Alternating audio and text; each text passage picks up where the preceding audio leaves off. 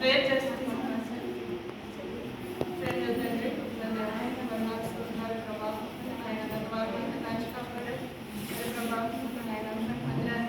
తిరిగి మమ్మల్ని చేర్చవుతుంది. నెక్స్ట్ స్తోత్రాలు. మరి ప్రభా మరి ఆంటీ గారు మరి ప్రభా నర్సీపట్నం ఎక్స్పీరియన్స్ చెప్పమన్నారు. మీరే నా నోటికి దూరంగా ఉండండి తండ్రి. ఆయన మీకే వందనాలు, స్తుతులు, స్తోత్రాలు. సంఘం అంతా కలిసి అత్యాసక్తితో ప్రార్థించాను కాబట్టి ప్రభా మరి నీ పరిచయలో మరి ప్రభా మీరు మహిమకరంగా వాడబడినందుకు నీకు వందనాలు, స్తోత్రాలు. ప్రభా మరి అన్ని విషయాల్లో నమ్మదగిన దేవుడుగా ఉండి ప్రభా మరి తండ్రి అన్ని పరిస్థితుల్లో మరి మాకు సహాయం చేస్తూ నడిపించారు తండ్రి. మరి ప్రభా మరి నాయన నా నోటికి మీరు దూరంగా ఉండండి. మీ పరిశుద్ధమైన మాటలు నా నోట్లో ఉంచవలసిన యేసు నామములో వేడుకుంటున్నాం తండ్రి. ఇప్పుడు రూత్ చెప్పిన రీతిగా అసలు ఈ పరిచర్య ఎట్లా మాకు ఇచ్చారో నేను ఫస్ట్ మీకు చెప్తాను. కొంచెం ఇంట్రొడక్షన్. అయితే అంకుల్ గారు ఆంటీ గారు పెద్ద దైవజనులు. అయితే అంకుల్ మరి 7,000 చర్చెస్కి ఎల్డరు, చైర్మన్. ఇంకా ఏంటంటే ఎవరినైనా పంపాలంటే.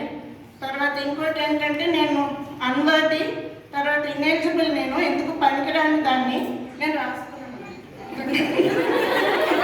మర్చిపోతున్నాను, రాసుకున్నాను కొన్ని కాలేజ్. అక్కడ కూడా అలా రాసుకొని చెప్పానని అనుకోకండి, ఇది చెప్పమన్నారు కాబట్టి చెప్తున్నాను. తర్వాత ఇంకోటి ఏంటంటే అంత పెద్దవాళ్ళు, మరి నాకైతే చచ్చినంత భయం వేసేది అసలు. తర్వాత మరి ఇంకోటి నేను టీచర్గా చేశాను 25 years, కానీ అది లోకరీతిగా టీచర్ ఎక్స్పీరియన్స్. అయితే తర్వాత మరి మా స్కూల్ ట్విన్ సిటీస్లో టాప్ 5th అనమాట ప్లేస్. తర్వాత ఇంకోటి ఏంటంటే ఇక్కడ జూబ్లీ హిల్స్, బంజారా హిల్స్లో మా స్కూల్ ఉండేది, సెయింట్ ఆల్ఫోన్సాస్ హై స్కూల్. అక్కడ చేశాను, బాగా వెల్ ఆఫ్ వాళ్ళు. అయితే తర్వాత మా ముగ్గురిని దేవుడు చూస్ చేసుకున్నారు. మరి వల్లి, పద్మ, రూత్ నన్ను దేవుడు ఏర్పరచుకున్నాడు. అయితే నేనైతే అనుకోలేదు అసలు. మరి ఆంటీ ఫోన్ చేశారు ఒక ఫ్రైడేనా అక్టోబర్లో చేశారు. నిర్మలా సిస్టర్కి ఫోన్ చేస్తే నేను వెళ్ళనన్నారంట. మరి నాకైతే ఆ సంగతి తెలియదు, కానీ వెంటనే నాకు చేశారు ఆంటీ. తర్వాత VBS పరిచర్యమ్మ నర్సీపట్నం అంటే నేను మామూలుగా మనకి ఎలాగ VBS జరుగుతుందో అలాగే అనుకున్నాను, కానీ ఇట్లా అనుకోలేదు బాబాయ్. తర్వాత ఏమైంది, ఒప్పేసుకున్నాక మళ్ళీ దడబట్టుకుంది మనసులో. బాబాయ్ అంత దూరము, కొత్త మనుషులు, కొత్త సంఘము, కొత్త ప్రాంతము, ఇదేంటి నేను జల్దీ ఒప్పేసుకున్నాను అనుకున్నాను. తర్వాత ప్రార్థన చేసుకొని మా హస్బెండ్ని అడిగాను, వెళ్ళాలా ఇట్లా నర్సీపట్నం అంటే, ఎల్లు దేవుని పరిచయం కదా అన్నారు. అమ్మ పర్లేదు కానీ మళ్ళీ దేవుని స్థుతించి వెంటనే ఆంటీ గారికి ఫోన్ చేశాను. ఫోన్ చేస్తే సరే థ్యాంక్ యూ రా అని అన్నారు. అయితే ఇక్కడ మరి చూడాలంటే ఒక్క నిమిషం,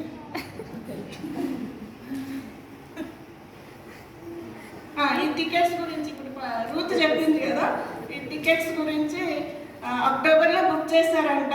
తర్వాత ఎప్పుడెళ్ళామమ్మా 11th జనవరికి అసలు వెళ్ళాలి. అయితే అదేమో టికెట్స్ కన్ఫర్మ్ కాదు. ఈ 40 yearsలో ఫస్ట్ టైం అంట ఇట్లా కాకపోవడం. నాకు పట్టినట్టుంది వాళ్ళకి అనుకున్నా మనసులో. ఇంకేంటంటే అందులో ముగ్గురం కొత్త వాళ్ళమే. దేవుడిని ట్రైన్లో పోయే అవకాశం లేదేమో మేము అనుకున్నాము. ఏదైనా యాక్సిడెంట్ కానీ జరగబోతుందేమో, అందుకని దేవుడు అది కాకుండా చేస్తాడేమో అని నేను అనుకున్నాను. తర్వాత మా బాబు గిరియన్ బ్రదర్ పిలిచారు, అంకుల్ గారు కూడా. వెళ్ళినప్పుడు అక్కడ ఏమైందంటే ఒక బస్ టికెట్ 10,000 అంట. నాకుండే డామ్ అన్నది బాబాయ్ 10,000. అందులో సంక్రాంతి కదా, ఫుల్ రష్ అనమాట. అసలు అడుగులో అడుగు పెట్టే అవకాశం కూడా లేదు మాకు, అంత విపరీతమైన రష్. తర్వాత ఇంకోటి ఏంటి, నిజంగా అంకుల్ అది కూడా ఏంటి విజయవాడ వరకే 10,000. ఇంకా ముందుకెళ్ళాలంటే ఇంకా బాగా అవుతారు. తర్వాత మరి అంకుల్ ఓన్లీ 1 minute ప్రేర్ చేస్తారంట. మరి దేవుడు వాళ్ళ డ్రైవర్ మనసు కలిగించి పర్ హెడ్ 3,000 తీసుకున్నారంట. 3,000 అంటే 12,000 అయింది ముగ్గురికి. తర్వాత అంకులే కట్టారు. తర్వాత ఇంకోటి ఏంటంటే మేము ముగ్గురం లేడీస్మే కదా, మంచి ధైర్యవంతులం. మరి ఎందుకు పిరుకోలేం అనమాట. వల్లి, పద్మ అంటే నేను అంతే. ఈ రోజు అయితే ఉంటేగానే భయపడిపోయాను. నాకే భయం అంటే ఆమెకి ఇంకా భయం. అందుకనే వీళ్ళు ముగ్గురు లేడీస్ కదా. ఫస్ట్ ఏమనుకున్నాము, మా బాబు ఏమన్నాడు, అంకుల్ నేను మా డాడీ మా కార్లో వెళ్ళి వదిలేస్తాము, మాకు అలవాటే, చెన్నై బెంగళూరు అన్నీ తిరిగాం కార్లోనే అంటే వద్దు అన్నారంట. వద్దు నాయన నేను బస్ టికెట్ చేస్తానని చెప్పి బస్సు రిజర్వేషన్ చేశారు. అయితే ముగ్గురం ఆడవాళ్ళం కాబట్టి వల్లిపతి మా తమ్ముడు ఎజ్రా పంపించారు. నిజంగా ఆ బాబు రావడం మాకు చాలా ధైర్యం వచ్చింది. ఆ సామాన్లు ఎక్కడ మోయాలి, ఎక్కడ దిగాలి ఏమీ తెలియదు. అదేమో వాల్వో బస్, ఏసీ బస్ అనమాట. దాంట్లో బయట చూడడానికి లేదు, ఎవరితో మాట్లాడడానికి లేవన్నట్టుగా పడుకున్నారు. అది కూడా ఎప్పుడు రాత్రి మిడ్నైట్ 1:30కి వచ్చింది. ఎల్బీ నగర్లో ఎక్కాలి. లాస్ట్ మూమెంట్ వరకు టెన్షనే. పాపం అంకుల్ లాంటి వాళ్ళకి టెన్షనే, గిడియన్ బ్రదర్ డ్రైవింగ్ అందరూ టెన్షన్లో ఉన్నారు. నాకు ఇంకా టెన్షన్ వచ్చేసి నాకు మోషన్స్ అయిపోయినాయి ఆ రోజు. బాబాయ్ ఇదేం పోవాలనుకోండి మళ్ళీ ప్రేర్ చేసుకున్నాను, క్షమించండి ఇట్లా మాట్లాడుకున్నాను. తర్వాత ఇలాగ బస్సు ఎక్కేమో లేదో ఇంకా రోజుకి పడలేదన్నమాట. అంటే నా కాంట్రీకి వచ్చింది. ఇంకా మేము పైన బర్త్లో ఉంది, నేనేమో కింద బర్త్లో ఉన్నాను, నా పైన వల్లిపద్మం. ఇంకా ఎక్కడ పాపం వల్లి అయితే బస్సులోనే చేసేసుకుంది. మరి టిష్యూ కానీ పెట్టుకుందేమో, కదలడానికి లేదనమాట. తనేమో పడుకుంది, ఇంకా నేనేమో అసలు నిద్రపోలేదు. ఎప్పుడు వస్తుందా ఎప్పుడు ఏమవుతుందా అని చూశాను. తర్వాత టాయిలెట్స్ లేవు, ఆ బస్సులో టాయిలెట్స్ ఉండవు కదా. మా బాబు ఏం చేశాడు, మమ్మీ ఏసీ బస్సు కదా, టూ టైర్ కదా, టాయిలెట్స్ ఉంటాయని వీడు అన్నాడు. సరేనా బస్సు ఎక్కడికి పోదాం అనుకుంటే ఎక్కడ టాయిలెట్ లేదు, ఏం లేదు. తర్వాత విజయవాడ వచ్చింది. క్లీనర్ ఎవడో ఉంటాడు కదా, వాష్రూమ్కి వెళ్ళండి, టాయిలెట్స్కి వెళ్ళండి, ఇట్లా డాన్స్ వేసుకుంటే చెప్తున్నారు. ఈయనేంది అనుకున్నాను మనసులో. తర్వాత రూతుని లేపాను, అమ్మ నా టాయిలెట్స్కి వెళ్ళాను, వచ్చేస్తున్నాను కన్నా.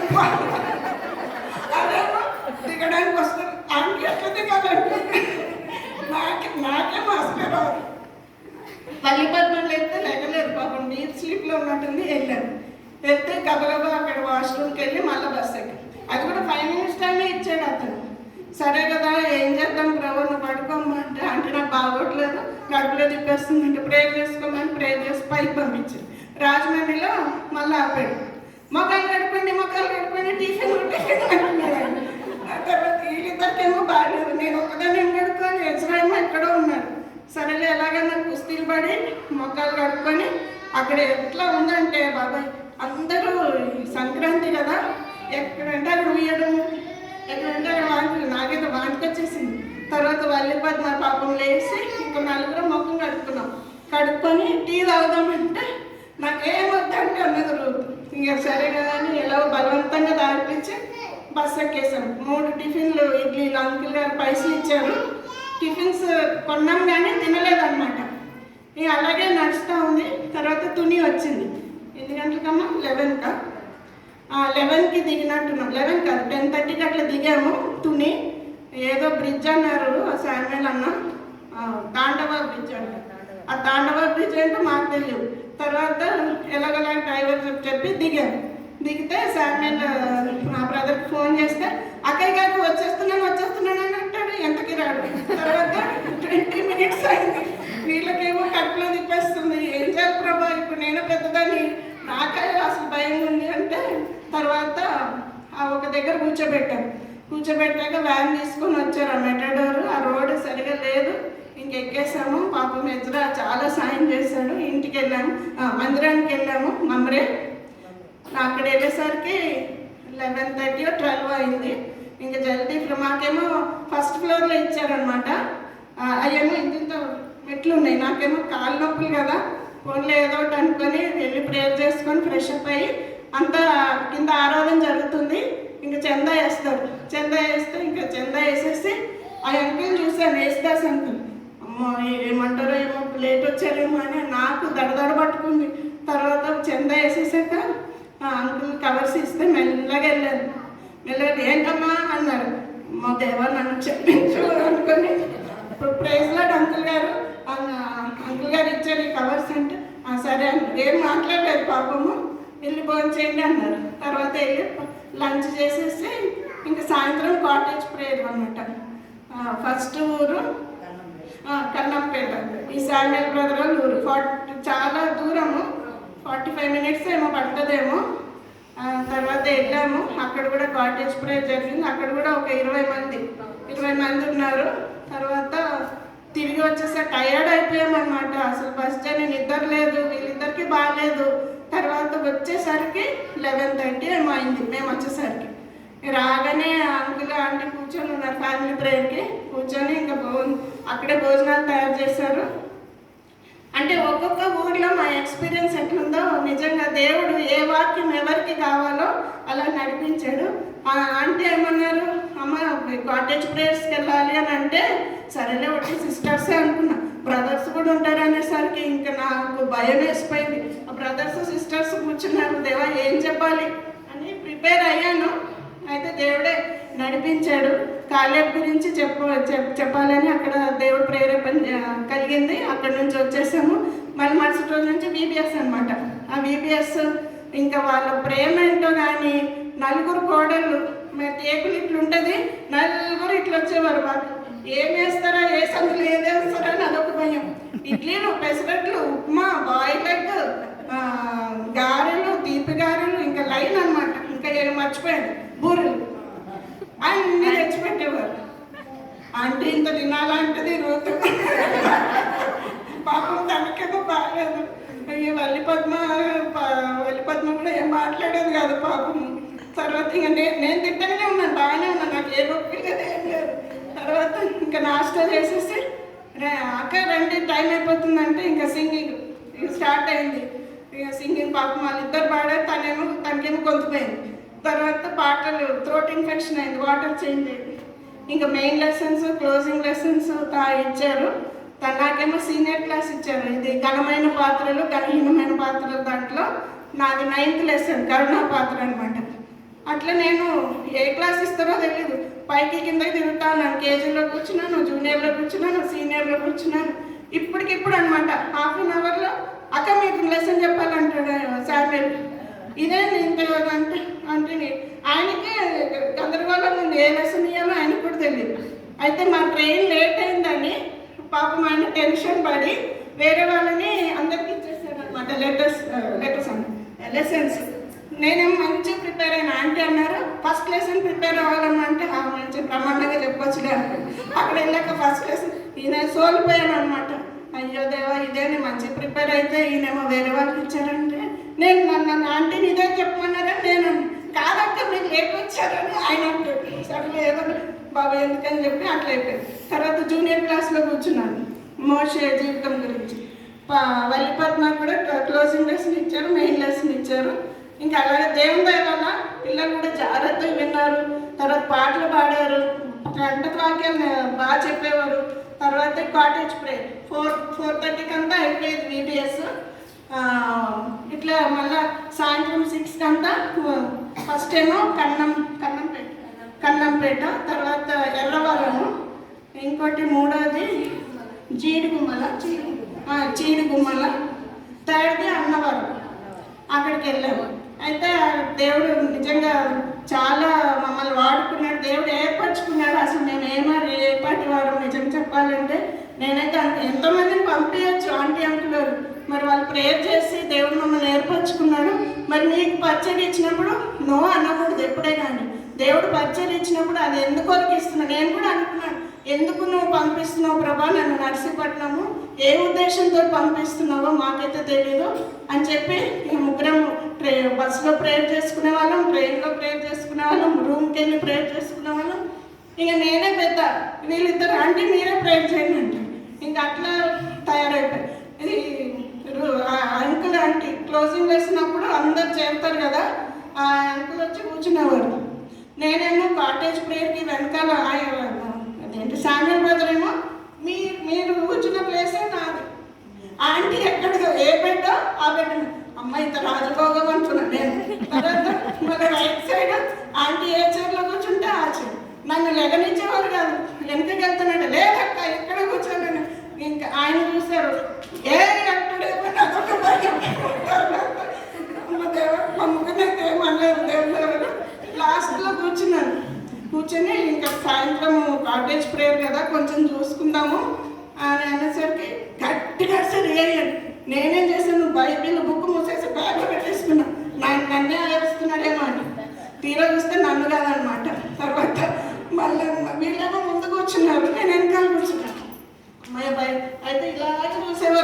అయిపోయినాయి. కానీ ఈ రోజుకేమో భయం వేసిపోయింది.